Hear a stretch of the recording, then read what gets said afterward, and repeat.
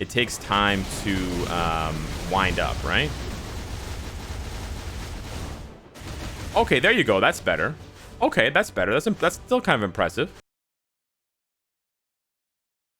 Hey guys, what's up? Welcome back to the channel. It's Cynicalex, and the last uniform we have on the list for the symbiote update is Gwenom. So I'm going to be trying it out here against stage 65 Corvus, where she seems to be pretty good.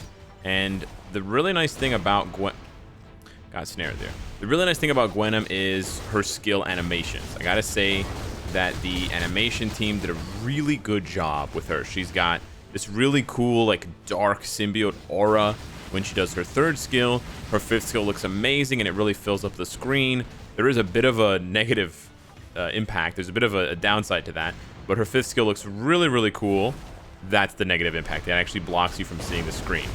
But it's got a nice delay, and, you know, for a speed type character, she plays in a pretty unique way, more befitting of another type of character that we're used to, like a blast type or a universal type with all these delayed hits, right?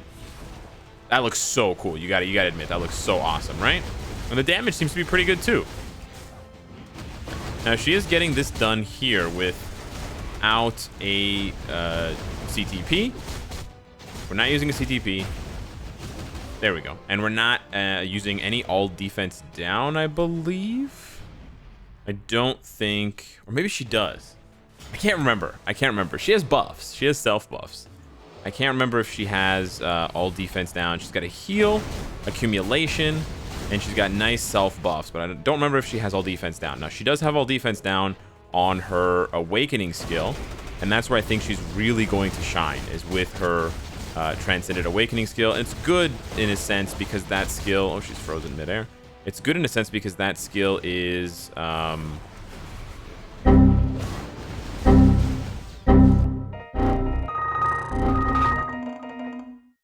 that's not, sorry, not the skill. I got distracted. I'm like Corvus. I'm just standing there. It's good that she may be better with her transcended skill because of the fact that it's free to play friendly. But there are definitely some flaws with this character. Now, if I don't die here, I'll try to show you the flaws. Okay. Now, she doesn't seem to have very many flaws against Corvus. You're like, man, she's killing this stage. She does have full strikers, right? To be fair. And she also has She-Hulk's leadership, and she's got Valkyrie support, and she's got a CTP of Insight on Valkyrie for additional buffs. So there you go. She can do stage 65. Not bad at all, right? Really cool animations. She got a huge glow up. This is very similar to Venom. I apologize for the like total space out moment during the video, but anywho, it happens. It happens to the best of us. So I'm rank 561. It's not a super expensive build. I've got 4-star Uru here with no Odin's Blessings and no 5-star amplification, just 4, not star, but anyways, only 4 out of 5 amplified slots. We've got crit rate on Stretching Tongue because of her uniform options, giving me a ton of extra stats. I've got all of her uniform options at Mythic because, you know, I've been a whale for the past couple years. I'm free to play now, but anywho. So we've got attack speed, ignore, dodge, and physical attack rolled there. And then she's got overdrive. Now, the attack speed, similar to Venom, she could use more attack speed, but her attack speed is already 126 because, okay, be careful, her uniform effect gives her a flat 15% all attack, 10% all defense, 5% all speed. So you're going to get that 5% all speed showing up in your details page.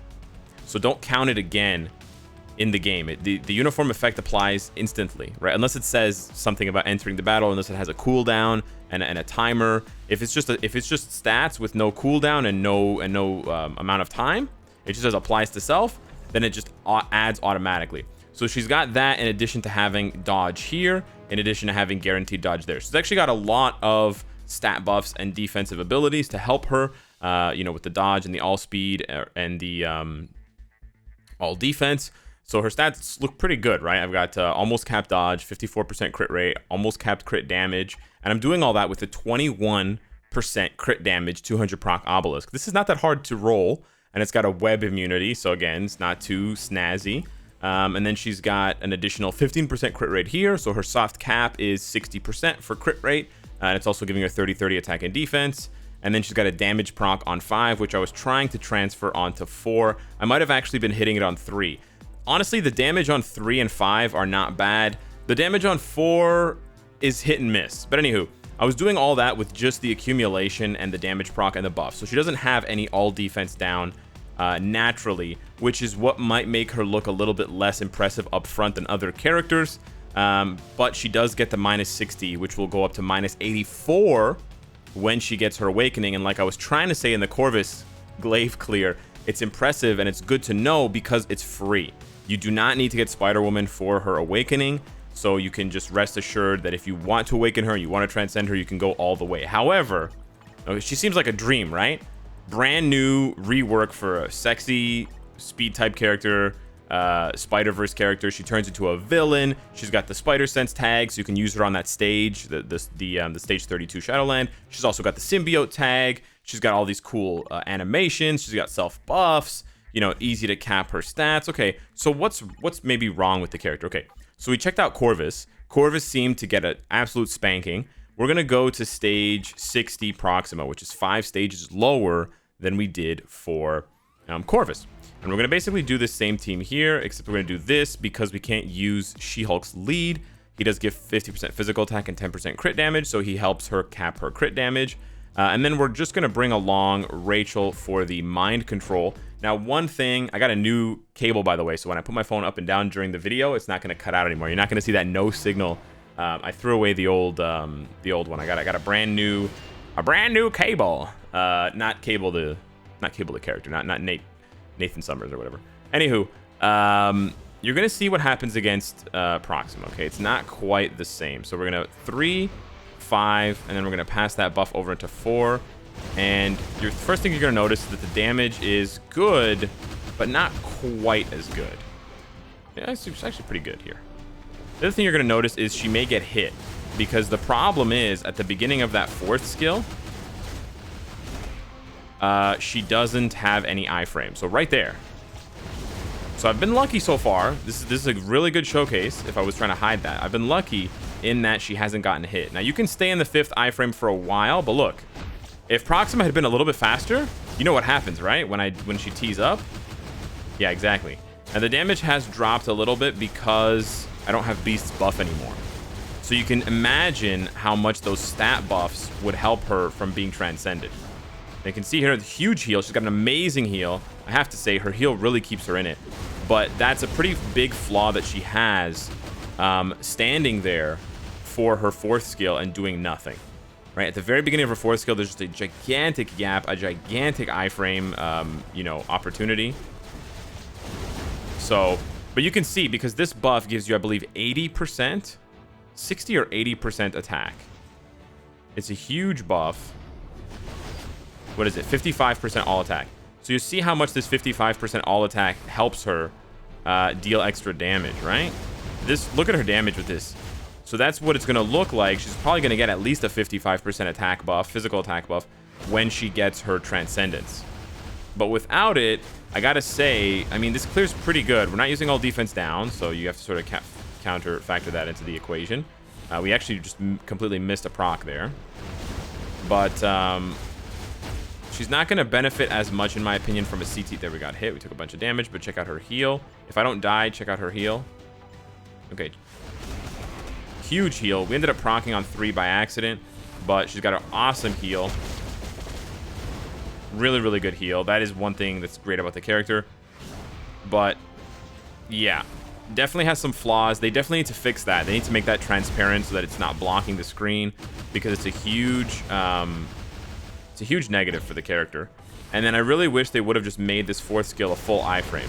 Why they had that part at the beginning where it's not an iframe, even though she has 45% guaranteed dodge and 70% dodge, she still gets hit. She still gets hit. So great uniform, no lie. You know, probably this one's probably better than Venom's in my opinion, even though Venom has all defense down. But you will need to bring strikers in, or you will need to bring other teammates in to supplement your damage if you're not getting it done with her without getting her transcended. So she may be a little bit weaker untranscended, and I hate to do this again to another character that's getting transcendence, or to another character that's getting a uniform. But if you just go back and look at the comparison, a lot of characters are going to be compared to Moon Knight, just like they were 2 years ago when we got the Winter Soldier rework. We got that Winter Soldier rework 2 years ago, and it blew our minds. And we were like, man, Winter Soldier, that's the biggest glow up in Marvel Future Fight history. Those times are long since gone. How far we've come for MFF glow ups since Winter Soldier. But I just look at her and I compare her to Moon Knight, and big shout out once again to Moon Bro, killing it. He should have way more than 2.6k subs. Come on, guys. Check this out. Untranscended, right? He's not transcended, just like Spider-Gwen. Now, he's not level 70. She's not level 70. She's level 60. Fair enough. And he is using all defense down. He's using a Shadow Shell, Negasonic team up. And actually, I can try this. And he's actually using 100% all defense down. He's kind of sneaky. He's a smart guy. Anyways, look at the Berserk raw damage. He does get 100% all defense down. He does. But look at this damage. Look at this. Look at that. He one-shot stage 58. Spider-Gwen's having trouble doing stage 58. Hello. Officer, hello. All right. So let's try that. Let's try that. We're going to use Negasonic for all defense down, and we're going to use Shadow Shell. And I guess this is like the angsty goth girl team up. And I guess this has some sort of effect. Power from pain. Sure. Okay, so she does her fourth skill when you do the co-op. All right. And then we're going to go over here and we're going to set up the classic one-shot strikers. So you know what? Let's try this. Let's see how much damage Gwen has. I don't know what skill Gwen is going to do with her team up. Like when we hit the co-op, I don't know what skill she's going to do. So I'm going to try 3 co-op 4. That's what I'm going to do. We're going to miss the proc on the damage proc on damage proc buff on 5. But we're going to try. All right, that didn't work at all. I couldn't even do the co-op skill. Okay, hang on. What skill does she do for co-op? Hang on. She does the 2 skill. Okay, that was weird. All right, we're going to try co-op 3. I goofed it up. I'm not good at one-shots. I'll be honest with you guys. I'm not good at, like, experimenting to find one-shots. I'm not good at perfecting one-shots. I can practice it, and I can pick it up from other people if they teach me, or if I can watch their videos and learn that way, but... yeah, I'm not the best person at like figuring it out initially. So let's try 2, 3, 4, 5, 4. True, a bar and a half. Okay, let's try that again. She takes a long time. I don't think she can one shot. Basically, she takes a long time to get into her rotation. Whereas Moon Knight, when he starts blasting with his shotguns on 4. The damage is instantaneous. He's got huge damage on 4, and it's just instantaneous. Even her 4th skill, Gwen's 4th skill, it takes Gwenom's 4th skill. It takes time to wind up, right? Okay, there you go. That's better. Okay, that's better. That's still kind of impressive. All right, fair enough, Gwen. Fair enough. Okay, I was to be honest with you guys, I was kind of clowning her on the stream because I was really not impressed with... Did I cancel 5 too quickly? I was kind of unimpressed with her damage, given everything else. But this is actually a little bit better than I expected. Let's see what happens here. Is she going to do the Frenzy? No, then we're going to do this. Oh, you know what? You don't get the buff right away. Okay, we're not even getting... She can do more damage. She has an iframe on 1 as well, by the way. We're not even getting the... oh, shit. We're not even getting the... This is much more impressive, though, I have to say. Not as impressive as Moon Knight, but much more impressive than I originally thought. You're gonna do this again, dog? Anyways, her 5th skill has a pretty long delay before you get the damage proc. Oh, no, it doesn't. It's right there. Web of Horror. All right, let's see how much damage we can put in here at the end with one more co-op rotation.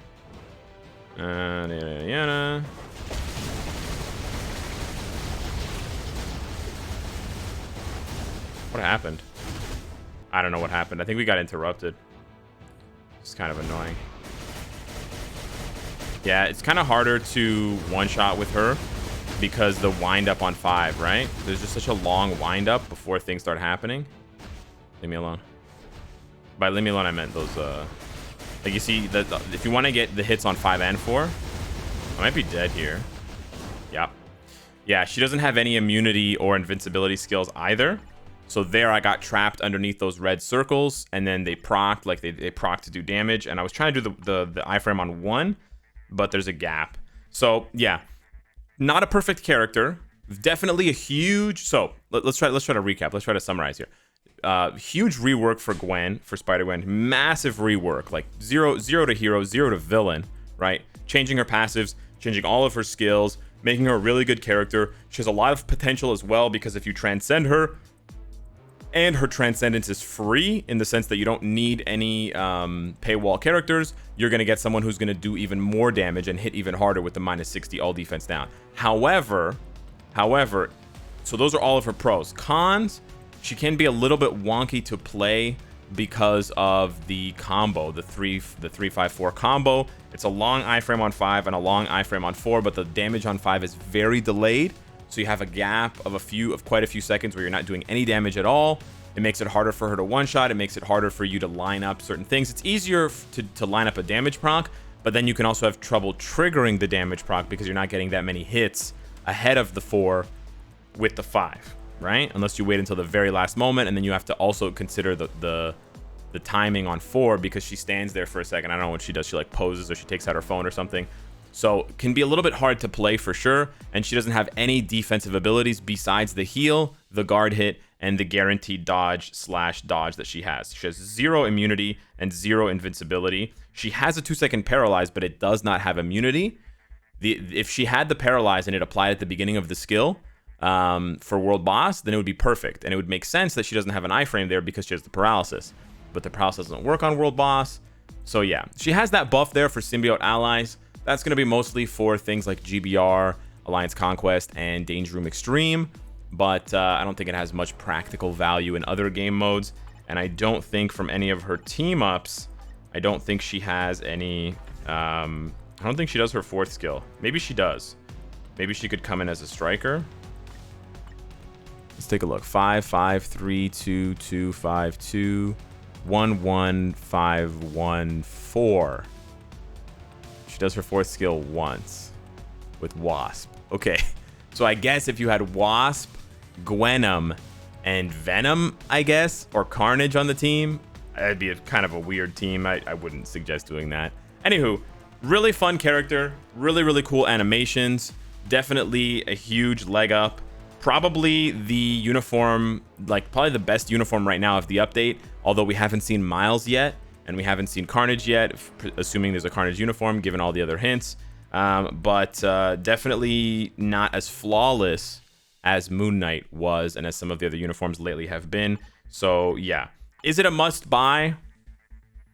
I think if you skipped Mystique, that's what I would say.